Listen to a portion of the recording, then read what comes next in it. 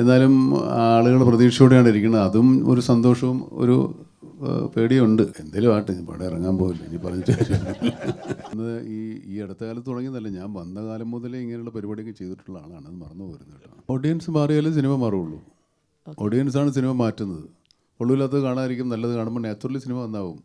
നല്ല ഓഡിയൻസ് ഉള്ളിടത്തേ നല്ല സിനിമ ഉണ്ടാവുള്ളൂ. കുളിലാസും കാറുമൊക്കെ ഈ സിനിമ കൊണ്ട് തന്നതല്ലേ, അല്ലെങ്കിൽ നമ്മളെ എത്ര കുളിലാസ് മേടിക്കാനാണ്. എല്ലാവരും വലിയ ഗൗരവത്തിരിക്കുകയാണ്. എന്താണെന്ന് മനസ്സിലായില്ല. നമുക്ക് ചിരിക്കാം, സമാധാനമായിട്ടിരിക്കാം, ഞങ്ങളുമൊക്കെ റിലാക്സ് ചെയ്യട്ടെ. നിങ്ങളുടെ മുഖം കാണുമ്പോൾ നമുക്ക് ടെൻഷനാവും. ഒന്ന് നിങ്ങളൊന്ന് ബ്രേക്ക് പിടി. എല്ലാവരും ഇങ്ങനെ എന്ന് പറഞ്ഞിരുന്നാൽ നമുക്കും ഒരു ടെൻഷനാകും. നമ്മൾ എന്ന് കാണുന്നവരല്ലേ. നമുക്ക് കഴിഞ്ഞ കുറച്ചു കാലമായിട്ട് പലതരം ജോണറിലൂടെ സിനിമ, ഇപ്പോൾ പുഴു, അതുപോലെ നൻപകൽ നേരത്തെ മയക്കം, റോഷാക്ക്, ഇങ്ങനെ പല ജോണറിൽ കടന്നുപോയി അവസാനം വീണ്ടും ഒരു മാസത്തിലേക്ക് മധുരാജ് പോലെ അല്ലെങ്കിൽ കഴിഞ്ഞ ഭീഷ്മോറം പോലെ എന്തുമാത്രം പ്രതീക്ഷയുടെ ഒരു ഭാരമുണ്ട് ഇതിലേക്ക്. എന്നാലും ആളുകൾ പ്രതീക്ഷയോടെയാണ് ഇരിക്കുന്നത്. അതും ഒരു സന്തോഷവും ഒരു പേടിയുണ്ട്. എന്തെങ്കിലും ആട്ടെ, പടം ഇറങ്ങാൻ പോകില്ല, ഇനി പറഞ്ഞിട്ട് സാധനം കയ്യിൽ നിന്ന് പോയി. ഇനിയിപ്പോൾ നിങ്ങൾ അമ്പ് വില്ലിൽ നിന്ന് പുറപ്പെട്ട് കഴിഞ്ഞു. ഇനിയിപ്പോൾ അത് വരുന്നവരെ കാണട്ടെ എന്നുള്ള വിചാരിക്കാനേ പറ്റുള്ളൂ. അതുകൊണ്ട് ഇതുകൊണ്ടെന്നൊക്കെ പറഞ്ഞ അവസാനത്ത് എവിടെയെന്ന് ചോദിച്ചാൽ നമ്മൾ ചുറ്റും അതുകൊണ്ട് ഒന്നും ഇന്നും പറയാതെ. എന്നാലും എന്തെങ്കിലുമൊക്കെ ഉണ്ടാവും. നമ്മൾ കഷ്ടപ്പെട്ടിട്ടുണ്ട്, നല്ലോണം ശ്രമിച്ച് ട്രൈ ചെയ്തിട്ടുണ്ട്. ഈ പറയുന്ന ഈ ആർട്ടിസ്റ്റായാലും ശരി, ടെക്നീഷ്യനായാലും ശരി, മറ്റ് ഡിപ്പാർട്ട്മെൻറ്റ് എല്ലാവരും നല്ല കോപ്പറേറ്റ് ചെയ്ത് കഷ്ടപ്പെട്ട് രാത്രിയും പകലും ലൈറ്റും. ഇത് സിനിമയുടെ ഒരു ഭൂരിഭാഗം നടക്കുന്ന വേദരാശിയിലാണ്. അവിടെ ഒരു രാത്രി സീനുകൾ ഒരുപാടുണ്ട്. ആളുകൾ രാവിലെ ഉറക്കളിച്ചിട്ടുണ്ട്. പിന്നെ ഡയറക്ടർ ഇതുവരെ ഉറങ്ങിയിട്ടില്ല, എപ്പോഴും വർക്ക് ചെയ്തുകൊണ്ടിരിക്കുകയാണ്. പിന്നെ ഇദ്ദേഹത്തിന് അങ്ങനെ എഴുത്തുകാരനായതുകൊണ്ട് ഡയറക്ടർക്ക് പകരം വന്ന ആളാണ്. പകരന്മാരല്ല, എഴുത്തുകാരനോട് ചേർത്ത് ഡയറക്ടറെ കൂടെ ചേർത്ത് വന്നതാണ്. പിന്നെ മറ്റ് ആർട്ടിസ്റ്റുകളൊക്കെ അവിടെ പ്രൊമോഷനും കാര്യങ്ങളായിട്ട് നിൽക്കുകയാണ്. കുറച്ചൊക്കെ ഇനിയിപ്പോൾ സിനിമ നന്നായിപ്പോൾ നമുക്ക് വീണ്ടും ഇവിടെ ഒന്നുകൂടെ കാണാം. അതൊക്കെ തന്നെയുള്ളൂ, വേറെ ഒന്നും പറയാനുള്ള ആരോഗ്യം ഇപ്പോൾ ഇല്ല. നമുക്ക് സാധാരണ ഉള്ളതിലും ഭയങ്കരമായിട്ട് എനർജിയിലാണ് നമുക്ക് ഇപ്പോൾ ഇവിടെ നിൽക്കുന്നത്. ഞാനോ? സന്തോഷം, ഞാൻ പേടിച്ചാൽ വന്നത്. അല്ല, കഴിഞ്ഞ തവണയൊക്കെ കണ്ടതിനേക്കാൾ കൂടുതൽ എനർജി നമുക്കിവിടെ മുഖത്ത് കാണുന്നുണ്ട്. ഓ, താങ്ക് യു. മിഥുനോടാണ്. പിന്നെ മിഥുൻ, ഈ സിനിമയിൽ മമ്മൂക്കയുടെ ഫൈറ്റ് സീനുകൾ, അതുപോലെ തന്നെ മറ്റ് ആക്ഷൻ സീനുകളൊക്കെ ഭയങ്കര എനർജിയാണ് കാണാനുള്ളത്, ഇപ്പോൾ ട്രെയിലർ കണ്ട സമയത്തൊക്കെ. അപ്പോൾ ഇതിൽ മിഥുനായിട്ട് എന്തെങ്കിലും എക്സ്ട്രാ എഫേർട്സ് എടുത്തിട്ടുണ്ടോ? മമ്മൂക്കയുടെ ഒരു നടൻ എന്നുള്ള നിലയ്ക്ക് മിഥുൻ്റെ മുന്നിലുള്ള വെല്ലുവിളികൾ എന്തൊക്കെയായിരുന്നു? ഞാൻ സത്യം പറഞ്ഞാൽ മമ്മൂട്ടി കമ്പനിയുടെയും മമ്മൂട്ടിയുടെയും വൈശാഖേട്ടൻ്റെയും പുറകിൽ ഒളിച്ചു നിൽക്കുന്ന ഒരാളാണ്. റിയാലിറ്റിയിൽ അതാണ് സത്യം. കാരണം നമ്മൾ എഴുതി കൊടുത്ത് ഇവിടെ ഒരു ആക്ഷൻ സംഭവിക്കുന്നു, അതിൻ്റെ പ്രീയും അതിൻ്റെ പോസ്റ്റും അല്ലേ നമുക്ക് എഴുതാൻ പറ്റുള്ളൂ. അപ്പോൾ ഈ ആക്ഷൻ ഇങ്ങനെ ഒരു സിറ്റുവേഷൻ ഉണ്ട്, ഇവിടെ സംവിധായകൻ്റെ പ്രതിനിധിയായി വന്നു എന്നുള്ളതാണ്. കുഴപ്പമില്ല, പറയാം. അപ്പോൾ അങ്ങനെ എഴുതി കൊടുക്കുമ്പം സംവിധായകൻ കൂടെയാണ്. അതെ. അപ്പോൾ ഇത് നമ്മൾ എഴുതി കൊടുക്കുന്നു, നമുക്ക് അതിൻ്റെ അടുത്ത് പറയുന്നു, വൈശാഖേട്ടൻ സ്ക്രിപ്റ്റ് ലോക്ക് ചെയ്തതിന് ശേഷം ഈ ആക്ഷൻ സീക്വൻസ് അദ്ദേഹമാണ് ഡിസൈൻ ചെയ്യുന്നത്. അപ്പം വൈശാഖേട്ടനും ഷമീർ മുഹമ്മദും നമ്മുടെ സ്റ്റണ്ട് മാസ്റ്റർ ഫീനിക്സ് പ്രഭു എല്ലാം ചേർന്ന് നമ്മൾ കുറച്ച് റിഹേഴ്സ് ചെയ്ത് ഇത് ഫൈറ്റ് ഷൂട്ട് ചെയ്ത് ശേഷം മമ്മൂക്കയെ കൊണ്ടുവന്ന് കാണിച്ച് ഇത് ഇങ്ങനെയൊക്കെയാണ് നമ്മൾ എടുക്കാൻ പോകുന്നത്. മമ്മൂക്ക അതിന് വേണ്ടി വളരെ ആവേശത്തോടു കൂടി നന്നായി കഷ്ടപ്പെട്ട് ഇവരെല്ലാവരും കൂടെ ചെയ്തതാണ് ഇതിലെ ഫൈറ്റ് സീക്വൻസുകൾ. അപ്പോൾ അതിൽ ഫൈറ്റ് നമ്മൾ നേരത്തെ ഷൂട്ട് ചെയ്തിട്ടുണ്ട്, ഞാനില്ലാതെ. നമ്മളെ ബാക്കിയുള്ള എല്ലാം ഡമ്മി ആക്ടേഴ്സിനെ വെച്ച് ഷൂട്ട് ചെയ്തിട്ടാണ്. ആ സീനുകളാണ് ഷൂട്ട് ചെയ്യുമ്പോൾ നമുക്കറിയാം ഇനി അടുത്ത് വരാൻ പോകുന്ന എന്താണ്, നമുക്ക് അടുത്ത ഷോട്ട് എന്താണെന്ന് നമുക്കറിയാം. അപ്പോൾ ഒരുപാട് എക്സസൈസോ പ്രാക്ടീസോ ഒക്കെ അധികം വേണ്ടി വന്നില്ല. ഇങ്ങനെ കട്ടക്കട്ടാന്ന് എടുക്കും. പക്ഷേ 1-2 പ്രാവശ്യം ഒന്നും എടുത്ത ഫൈറ്റൊന്നും അത്ര ശരിയാവില്ല. നന്നായി കഷ്ടപ്പെട്ടിട്ടുണ്ട് ആക്ഷൻ. അതാണ് നിങ്ങൾ കാണുന്നത്. ആ ആക്ഷൻ സീക്വൻസിൽ എനർജിയൊക്കെ നമ്മളിപ്പോൾ ഡിസൈൻ ചെയ്ത് കൊണ്ടുവന്ന് ഇദ്ദേഹം അത് വളരെ കഷ്ടപ്പെട്ട് എല്ലാവരും ചേർന്ന് ചെയ്തതാണ്. അപ്പം പ്ലാനിങ് ഉണ്ടായിരുന്നു അതിൻ്റെ പുറകിൽ. അതുപോലെ തന്നെ ഇപ്പോൾ താങ്കളുടെ ഇപ്പോൾ കഴിഞ്ഞ കുറേ സിനിമകൾ താങ്കൾ ബാക്ക് ചെയ്ത ഒരുപാട് സിനിമകൾ ഇപ്പം സസ്പെൻസ് ത്രില്ലറാണ്. അതുപോലെ തന്നെ ഇപ്പോൾ ടെർബോ പോലെയുള്ള സിനിമകളാണ്. ആട് പോലെയുള്ളൊരു സിനിമ ഇനി തീർച്ചയായും അനൗൺസ് ചെയ്തല്ലോ. ആട് 3 ഞാൻ സംവിധാനം ചെയ്യുന്ന അടുത്ത സിനിമ ആട് 3 ആയിരിക്കും. ഓക്കെ, അടുത്ത് വരും. ഇപ്പോൾ ഇവിടെ ടെർബോ തന്നെ ഇപ്പം ഓവർസീസിലൊക്കെ വ്യാപകമായി പിന്നെ റിലീസ് ചെയ്യുന്നുണ്ട്. ജർമ്മനിയിൽ കൂടുതൽ തിയേറ്ററുകളും ഷോകളൊക്കെ ഉണ്ട് എന്ന് പറയുന്നുണ്ട്. അപ്പം നമ്മളിപ്പം മലയാള സിനിമയുടെ ഈ 2024 ഫസ്റ്റ് ക്വാർട്ടറിൽ എത്തുമ്പോൾ തന്നെ 1000 കോടിയുടെ കണക്കുകളൊക്കെ വരുന്നുണ്ട്. അപ്പോൾ ഇതൊക്കെ മൊത്തത്തിൽ മലയാള സിനിമയെ എങ്ങനെ ഒന്ന് ബൂസ്റ്റപ്പ് ചെയ്യും സാമ്പത്തികമായി? തീർച്ചയായും വലിയ ആവേശമല്ലേ നമുക്ക് തരുന്നത്. ഇപ്പോൾ മഞ്ഞുമൽ ബോയ്സ് ആയാലും പ്രേമലു ആണെങ്കിലും ഇപ്പം ഇദ്ദേഹത്തിൻ്റെ ഭ്രമയുഗമാണെങ്കിലും ആവേശം ഒരുപാട് സിനിമകൾ ഇങ്ങനെ നമ്മുടെ ബോക്സ് ഓഫീസിൻ്റെ പരിധികൾ ഇങ്ങനെ ഈ പറഞ്ഞ പോലെ എക്സ്പാൻഡ് ചെയ്തുകൊണ്ട് പോയിക്കൊണ്ടിരിക്കുകയാണ്. അപ്പോൾ അത് ഇനി നമ്മൾ ചെയ്യുന്ന സിനിമകൾക്കും പിന്നാലെ വരുന്ന സിനിമാ പ്രവർത്തകർക്കും മറ്റു ഭാഷയിൽ നമ്മുടെ സിനിമകൾ സ്വീകരിക്കപ്പെടുക എന്നൊക്കെ പറയുന്നത് ഒരു വലിയ എനർജി തന്നെയാണ്. പിന്നെ ഇൻഡസ്ട്രിയിൽ പണം വന്ന് വീഴുക എന്ന് പറയുന്നത് എന്തുകൊണ്ടും തിയേറ്റർ വ്യവസായത്തിനും നടീനടന്മാർക്കും ടെക്നീഷ്യന്മാർക്കും എഴുത്തുകാർക്കും എല്ലാവർക്കും നല്ലതല്ലേ. അപ്പോൾ തീർച്ചയായും മലയാള സിനിമയുടെ ഏറ്റവും നല്ല വർഷത്തിലൂടെയാണ് കടന്നു പോകുന്നതെന്ന് സിനിമാ പണ്ഡിറ്റുകൾ പറയുന്നു. അത് ഒരുപാട് സന്തോഷം. ഇതിങ്ങനെ എല്ലാ വർഷവും ആവർത്തിക്കട്ടെ എന്ന് ആഗ്രഹിക്കുന്ന ഒരാളാണ് ഞാൻ. നമ്മുടെ സിനിമ മാത്രമല്ല, എല്ലാവരുടെ സിനിമകളും വലിയ വിജയങ്ങളാവട്ടെ, പ്രേക്ഷകർ നിരന്തരം തിയേറ്ററുകളിലേക്ക് എത്തട്ടെ, മറ്റു ഭാഷകളിൽ മലയാള സിനിമ ഇപ്പോൾ സ്വീകരിക്കപ്പെട്ടതിൽ കൂടുതൽ സ്വീകരിക്കപ്പെടട്ടെ എന്നൊക്കെയുള്ളതാണ് നമ്മുടെ ആഗ്രഹം. അത് ഇനിയിപ്പം ആ ലെവലിലൊക്കെ ആയിരിക്കും ആൾക്കാർ പ്രൊജക്റ്റുകൾ ഡിസൈൻ ചെയ്തുകൊണ്ട് വരിക. നല്ലതാണ് എന്തുകൊണ്ടും. ചെറിയ സിനിമകൾ, ചെറുതെന്ന് പറയാൻ പറ്റില്ല, എന്നാലും മറ്റ് ചില സിനിമകളും പേടിയോടുകൂടി തന്നെയാണ് റിലീസ് ചെയ്യാൻ പോകുന്നത്. അവർ പറയുകയും ചെയ്തു. പിന്നെ മമ്മൂക്കയുടെ സിനിമ വരുന്നുണ്ട്, അപ്പോൾ അതിനോടൊന്നും നമുക്ക് ഫൈറ്റ് ചെയ്യാൻ പറ്റില്ല. അങ്ങനെയൊന്നും നമുക്ക് പറ്റില്ലെന്നേ. സിനിമ ഇറങ്ങിക്കഴിഞ്ഞതിന് ശേഷമേ ഉള്ളൂ നല്ലതോ ചീത്തയോ എന്നറിയാം. അതിന് മുമ്പ് നമുക്കൊന്നും പറയാൻ പറ്റില്ല. അങ്ങനെ ഇപ്പോൾ നല്ലത് മാത്രമേ നമ്മൾ ചെയ്യുള്ളൂ. നമ്മളൊരു കടയിൽ പോയി ഒരു സാധനം വാങ്ങിക്കുന്ന പോലെയല്ല സിനിമ എടുത്തുണ്ടാക്കി നന്നാക്കിയുള്ളൂ. ഇപ്പോൾ എല്ലാവർക്കും സ്പേസ് ഉണ്ട് സിനിമയ്ക്ക്, അതിനൊന്നും പേടിക്കണ്ട. നമുക്ക് ഈ സിനിമയെ സീരിയസ് ആയിട്ട് വിലയിരുത്തുന്നവരായാലും സോഷ്യൽ മീഡിയയിൽ എഴുതുന്നവരായാലും ഒക്കെ പറയുന്നത് നമുക്ക് സമീപകാലത്തായുള്ള സിനിമകൾ നോക്കിയാൽ ഇപ്പോൾ നൻപകൽ നേരത്തെ മയക്കം, കണ്ണൂർ സ്ക്വാഡ്, അത് കഴിഞ്ഞ് ഭ്രമയുഗം, ഇപ്പോൾ ടർബോയിലോട്ട് വരുമ്പം ഓരോന്നിനും പുതുമയ്ക്കായി എപ്പോഴും ചെവി കൊടുക്കുന്നു. അതിപ്പോൾ പുതുമുഖ എഴുത്തുകാരായാലും സംവിധായകരായാലും അവർക്ക് കൈ കൊടുക്കുന്നു. അപ്പം ഈ ഒരു നിർബന്ധബുദ്ധി വ്യക്തിപരമായി അത് ഉണ്ടോ? ഈ സിനിമയിൽ അതിൻ്റെ ഒരു എലമെൻ്റ് ഉണ്ടോ? അല്ലെങ്കിൽ അടുത്ത ഐറ്റം ലോഡിങ് എന്ന് പറയാവുന്ന ഒരു സ്പെഷ്യൽ എലമെൻ്റ് ഉണ്ടോ? നിങ്ങളീ പറയുന്നത് ഈ അടുത്ത കാലത്ത് തുടങ്ങിയതല്ല. ഞാൻ വന്ന കാലം മുതലേ ഇങ്ങനെയുള്ള പരിപാടിയൊക്കെ ചെയ്തിട്ടുള്ള ആളാണ്. അത് മറന്നു പോരുന്നത് കേട്ടോ. അങ്ങനെ എണ്ണി പറയാവുന്ന ഒരുപാട് വ്യത്യസ്തമായ സിനിമ നിങ്ങൾക്ക് വളരെ വ്യക്തമായിട്ട് ഓർക്കുന്ന ഈ പറഞ്ഞ പുട്ടുറുമീസ് ആണെങ്കിലും മൃഗയാണെങ്കിലും അതുപോലെ അയ്യർ ദ ഗ്രേറ്റ്, അതുപോലത്തെ ഒരുപാട് സിനിമകളുണ്ട്. ഈ തലമുറയിൽപ്പെട്ട ആളാണെന്ന് തോന്നുന്നു. കുറച്ച് മുതിർന്ന ആൾക്കാർക്ക് അതൊക്കെ അറിയാം. അപ്പോൾ അത് എന്നെ സംബന്ധിച്ചിടത്തോളം അന്നത്തും ഉണ്ടായിരുന്ന അതേ ആവേശത്തോടു വേണ്ടിയാണ് ഞാൻ നിൽക്കുന്നത്. അന്ന് നമുക്കെല്ലാം നമ്മുടെ ആഗ്രഹത്തിന് ഒത്തുചെയ്യാൻ പറ്റിയില്ലെങ്കിലും ഇപ്പോൾ ഇങ്ങനെ അങ്ങനെ ഒരു സൗകര്യം നമ്മുടെ അടുത്ത് വരുന്ന ആൾക്കാർക്കും നമുക്കും അങ്ങനെ ചെയ്യാനുള്ളൊരു സാഹചര്യമുണ്ട്. അത് നമ്മൾ ഉപയോഗപ്പെടുത്തുകയാണ്. ഇപ്പോൾ ഈ സിനിമ കഴിഞ്ഞാൽ എന്താ സിനിമ എന്നുള്ളത് നമ്മൾ തീരുമാനിച്ചിട്ടില്ല. അങ്ങനെ ഒരു അവസ്ഥയിൽ നിൽക്കുക. ഇപ്പോൾ എന്നുള്ള കുഴപ്പമാണ്. മറ്റത് വന്നു കഴിഞ്ഞാൽ 2-3 സിനിമകൾ നമ്മൾ തുടങ്ങുമായിരുന്നു. ഇപ്പോൾ ഒരു സിനിമ അടുത്ത് തുടങ്ങാനായിട്ട് ഇങ്ങനെ സമയമെടുക്കുന്നുണ്ട്. അത് കുഴപ്പമൊന്നുമില്ല. അതുകൊണ്ട് അതിനൊന്നും ആൾക്കാർ നമ്മുടെ അടുത്ത് പരാതിപ്പെട്ടിയിട്ട് വന്നിട്ടില്ല. എന്തേ സിനിമയിൽ അഭിനയിക്കാത്തുന്നു. സിനിമ കൊടുത്താൽ അവരും ഉണ്ടായി കാണും. അങ്ങനെ വിചാരിച്ചാൽ മതി. നമുക്ക് നേരത്തെ ഈ വിശ്വാസം എന്നൊരു വാക്ക് പ്രയോഗിച്ചു. മുമ്പിൽ വരുന്ന കഥകൾ അല്ലെങ്കിൽ വ്യക്തികൾ ഒരു വിശ്വാസത്തിൻ്റെ പുറത്ത് വരുന്നു. അപ്പോൾ ഈ കഥയുടെ തിരഞ്ഞെടുപ്പ്, സിനിമകളുടെ തിരഞ്ഞെടുപ്പിൽ അത്തരത്തിലുള്ള ബന്ധങ്ങൾ ഒരു പ്രാധാന്യം കൊടുക്കുന്നുണ്ട്. ഒരു കഥ, നല്ലൊരു കഥ ചെയ്യുക അല്ലെങ്കിൽ നല്ലൊരു കഥാപാത്രത്തിൽ ചെയ്യുക എന്നുള്ളതിനൊപ്പം ഒരു പരസ്പരമുള്ളൊരു ബന്ധവും സൗഹൃദവും ഒക്കെ ഒരു പ്രാധാന്യമായിട്ട് നമുക്ക് എടുക്കുന്നുണ്ടോ? അങ്ങനെ അതിനൊന്നും കഥയ്ക്ക് തന്നെയാണ് പ്രാധാന്യം. പിന്നെ പരിചയമുള്ള ആളാകുമ്പോൾ കുറച്ചുകൂടെ നമുക്ക് ധൈര്യമായിട്ട് വിശ്വസിക്കാറുണ്ട്. അത്രേ ഉള്ളൂ. അല്ലാതെ അതിൽ ബന്ധപ്പെട്ട ഒരാളൊരു കഥയും കൊണ്ടുവന്നാൽ എല്ലാം നമുക്ക് മോശമാണ് എടുക്കാൻ പറ്റും. അത് നമുക്ക് ആർക്കും പറ്റില്ല. ഒരു കാര്യവും ചെയ്യാൻ പറ്റില്ല. നിങ്ങൾക്കും നിങ്ങളുടെ ജോലിയിൽ അത് ചെയ്യാൻ പറ്റുമോ? ബന്ധമുള്ള ആളോ പരിചയക്കാരാന്ന് പറഞ്ഞാൽ അങ്ങനത്തെ ഒന്നും ഇല്ല. പക്ഷേ സിനിമയിൽ വന്നതിന് ശേഷം ബന്ധപ്പെട്ടവരാണ് കൂടുതലും. നമുക്ക് ഈ ടർബോ എന്ന പേരിന് എന്താണ് പ്രത്യേകത ഉണ്ടാവും? പുള്ളിയായിട്ടത് ഞാനില്ല. ഒന്നുമില്ല. ഈ ഒരു മിരുമിരുപ്പ് എന്നൊക്കെ നാട്ടുമ്പുറത്ത് പറയുന്ന അങ്ങനെ ഒരു സ്വഭാവമുള്ള ഒരാൾ എന്നുള്ള രീതിയിലാണ് നമ്മളത്. അതായത് ഒന്നുമില്ല, ഒരു എടുത്തിയാട്ട സ്വഭാവമുള്ള, പിന്നെ കഥാപാത്രം പറയുന്നൊരു ഡയലോഗാണ് ഞാനിന് മുമ്പ് ഇൻ്റർവ്യൂ പ്രയോഗിച്ചിട്ടുള്ളത്. ഇദ്ദേഹത്തിൻ്റെ ഒരു നാട്ടിലുള്ളൊരു കഥാപാത്രം പറയുന്നത്, അവൻ മറ്റേ ടർബോ എഞ്ചിൻ പിടിപ്പിച്ച മാതിരി ഉരുണ്ട് കയറി നടക്കുക എന്ന് പറയുന്നൊരു അത്രേ ഉള്ളൂ. ഒരു വട്ടപ്പേരാ. ഒരു വട്ടപ്പേര്. അല്ലാതെ അവിടെ വേറെ സംസാരിക്കില്ല, ഉത്തരം പറയുന്നുണ്ട് ഇവിടെ. അതെ, ആള് തെമ്മാടിയോ ഗുണ്ടയോ മാഫിയോ ഒന്നുമല്ല. നമ്മൾ നാട്ടുമ്പുറത്ത് കാണുന്ന വണ്ടി സ്പീഡിൽ ഓടിക്കുന്ന ആളാണ്. അതെ, ഒരു ചേട്ടായി, ജോസ് ചേട്ടായി.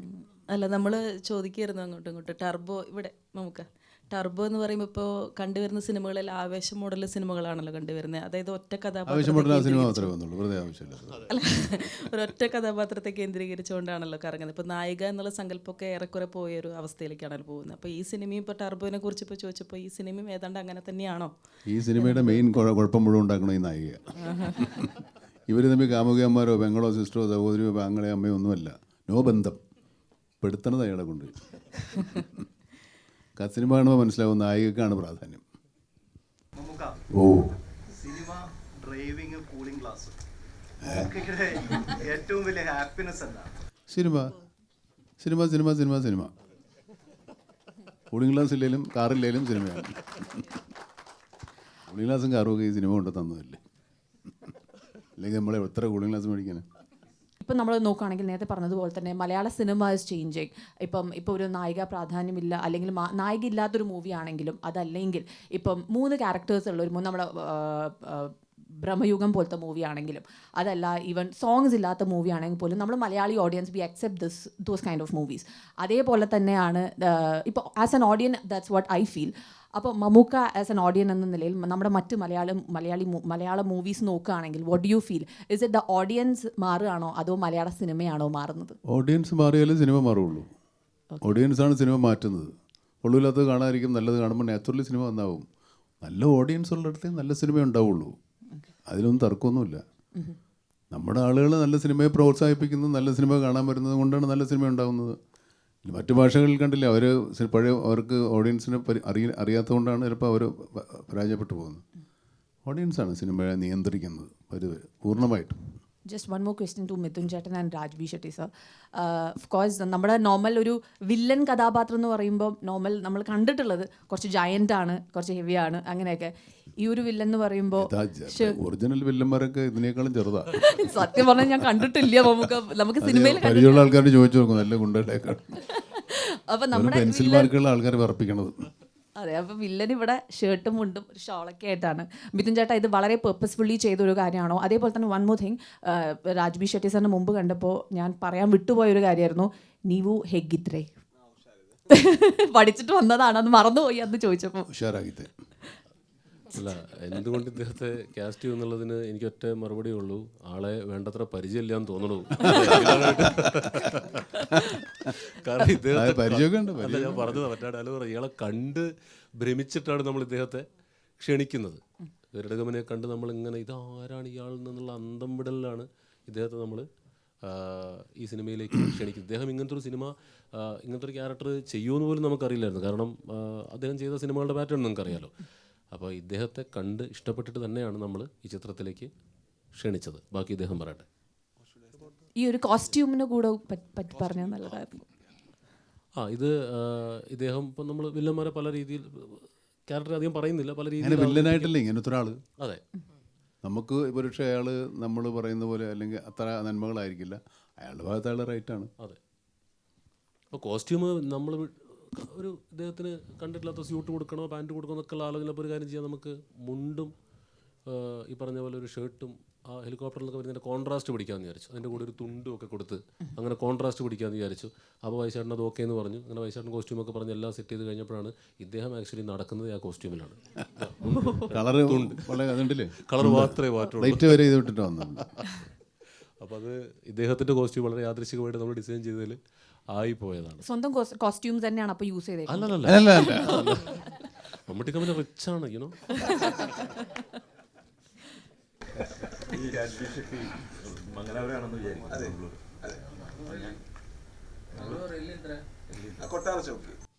ഒരു വാക്ക് പഠിച്ച് കംപ്ലീറ്റ് ടൗൺ അല്ലേ? ടൗൺ മൊത്തം സുരത്കൽ അല്ലേ? ഇത് സുരത്കൽ, കാസർഗോഡ്. കാസർഗോഡ് ജനം എല്ലാം ഉണ്ട്. അവിടെ ഒരു അല്ലിദ്രയുണ്ട്, ഇവിടെ ഒരു ഇല്ലിദ്രയുണ്ട്. ഇക്ക ഞാനും കാസർഗോഡാണ്. ഇനിയിപ്പോൾ എല്ലാവരും കൂടെ കാസർഗോട്ടേക്ക് പോകല്ലേ? ഞാൻ കന്നഡ സിനിമ കുറെ കണ്ടിട്ടുണ്ട്. മിക്കതും കമേഴ്സ്യൽ സിനിമകളായിരുന്നു അന്ന് കണ്ടിരുന്നത്. എനിക്ക് തോന്നുന്നത് ഉപേന്ദ്രയുടെ ഓമാണ് ആ ഒരു കാലത്ത് ചെറിയൊരു മാറ്റം വരുത്തിയ ഒരു സിനിമയായിട്ടാണ് തോന്നിയത്.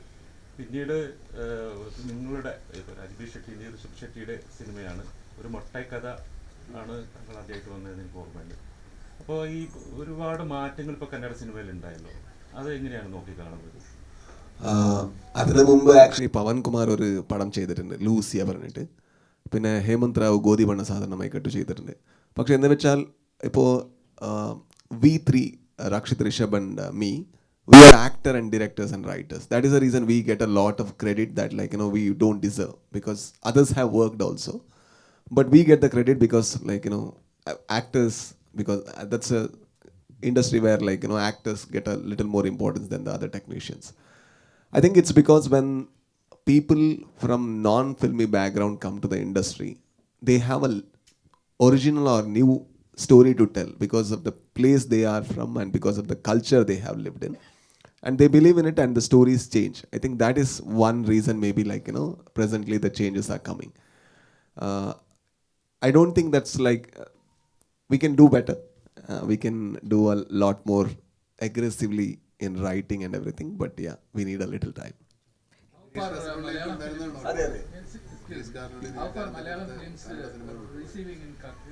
Very well, very well.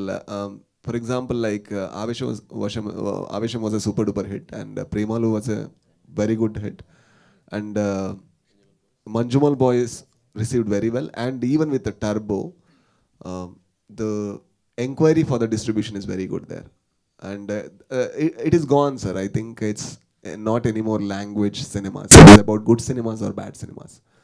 If it is good, it will be received in Chennai and Telugu speaking states as well. So if it is bad, it is not at all received in your own state. I think that is the only criteria right now. Hi Anjana. എൻ്റെ വസൻ അഞ്ജനയോട്. Hi. Hi മേഘ. അഞ്ജന, ഇപ്പോൾ ഫഹദ് കഴിഞ്ഞു, next നമ്മുടെ മെഗാസ്റ്റാറിൻ്റെ കൂടെയാണ് ഒരു movie എന്ന് പറയുന്നത്. അഞ്ജനയെ സംബന്ധിച്ചോളം അതൊരു ആക്ടിങ് എക്സ്പീരിയൻസ് ആണ്. എങ്ങനെയുണ്ടായിരുന്നു ടർബോയിൽ acting experience with the megastar? എവിടുന്ന് തുടങ്ങണ്ടെന്ന് ആലോചിക്കുക. ഓഫ് കോഴ്സ് എല്ലാ മലയാളികളെ പോലെയും ഓക്കെ ഷാജ 12th വരെ ഷാജയിലായിരുന്നു പഠിച്ചതും. എല്ലാ ആക്ടേഴ്സിൻ്റെ ഡ്രീമാണ് ഒരു മമ്മൂക്കയുടെ കൂടെ അഭിനയിക്കുക, ഇത്രയും സീനിയോറിറ്റി, ഇത്രയും ലെജൻഡറി ആക്ടറിൻ്റെ കൂടെ അഭിനയിക്കുക. ഫസ്റ്റ് മീറ്റ് ചെയ്യുമ്പോൾ ഒരു എന്താണ് ഒരു സ്റ്റാർ സ്ട്രക്ക് ആ ഒരു ഫീലിംഗ് ഉണ്ടായിരുന്നു. കാരണം നമ്മളെല്ലാ മലയാളികളും ചെറുപ്പം തൊട്ട് കണ്ടു വളർന്ന ഒരാളാണ്. പക്ഷേ ആക്ടിങ് സീൻസിലോട്ട് നമ്മൾ സീൻസ് സ്റ്റാർട്ട് ചെയ്യുമ്പോൾ ജോസും ഇന്ദുലേഖയും ആയി മാറി. അപ്പോൾ ദെൻ രാജ് പറഞ്ഞ പോലെ തന്നെ മമ്മൂക്ക എല്ലാ ആക്ടേഴ്സിനെയും കംഫർട്ടബിൾ ആക്കുന്ന ഒരു ആളാണ്, സജഷൻസ് പറയുന്ന ഒരാളാണ്. ഇപ്പോൾ ലുക്സ് സസ്റ്റെയിൻ ചെയ്യുക, അല്ലെങ്കിൽ ഡയലോഗ് കുറച്ചുകൂടെ നീട്ടി പറയുക, അങ്ങനത്തെ കുറേ കാര്യങ്ങൾ പറഞ്ഞു തരുന്ന ആളാണ്. He's very open to conversations. അപ്പോൾ എന്താണ് ഒരു അടിപൊളി എക്സ്പീരിയൻസ് ആയിരുന്നു. വഴക്ക് കിട്ടിയിട്ടുണ്ടോ? ഷോർട്ട് ടെമ്പേർഡ് ഇല്ല അല്ലേ? എനിക്ക് വെറുതെ പറയുന്നതായില്ലായിരുന്നു. അല്ല വെറുതെ പറയുന്ന അങ്ങനെയൊന്നുമില്ല. ഒരു ക്ലൈമാക്സ് ഒരു പോർഷനിൽ എനിക്ക് ചെറിയ പിച്ചെന്ന് പറയാനല്ലേ, ഇങ്ങനെ ഒന്ന് ഇങ്ങോട്ട് നോക്കാനല്ലേ പറഞ്ഞത്, എന്തിനാ അങ്ങോട്ട് നോക്കി, അങ്ങനെ ഒരു യു ഓൾസോ പറഞ്ഞു. Mine is different. Okay. So sir was a little angry because when you do fights and all, it is very normal because it's very hard work as well, and it was very late night. And he was speaking to someone with the same tone, and I didn't know what to do. I'm standing, and there is chair, and I'm standing, and I don't want to sit. Okay, and he sat, and I didn't want to go next to him, and I'm just acting as if I'm looking around, and he said what are you doing? I'm like, no sir, I'm like, sit. I'm like, okay. But he was teasing me. He was not scolding him, and I'm like, okay, thank you. അങ്ങനെ മിഥുനെ കിട്ടി. ഇനി cinema കഴിഞ്ഞിട്ടായിരിക്കും എന്തായാലും.